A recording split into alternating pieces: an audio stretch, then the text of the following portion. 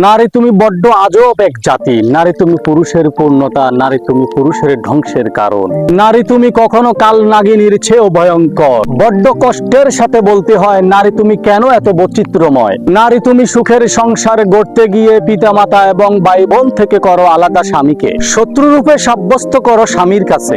নারী তুমি যেখানে সেখানে যার তার সাথে করছো স্বামীর পরিবারের নামে বদনাম। নারী তুমি হয়তো ভাবছো বদনাম নয় এটি, করছি তো মনের দুঃখ একটুখানি হালকা। স্বপ্ন তোমার গড়বে তুমি সুখের সংসার, থাকবে না স্বামীর পরিবারের জঞ্জাল।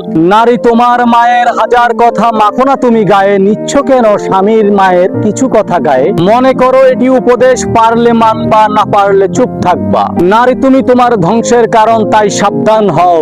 নারী তুমি বড্ড আজীব এক জাতি। বড্ড কষ্টের সাথে বলতে হয়, নারী কেন তুমি এত বৈচিত্র্যময়। নারী তুমি পুত্রবধূর সকল কাজে খুঁজে বেড়াও দোষ, পুত্রের কাছে করো নালিশ, পুত্রবধূর হরেক রকম দোষ। নারী তোমার কন্যা যেমন তোমার কাছে রাজকন্যা, তোমার পুত্রবধূও ছিল তার মায়ের কাছে রাজকন্যা।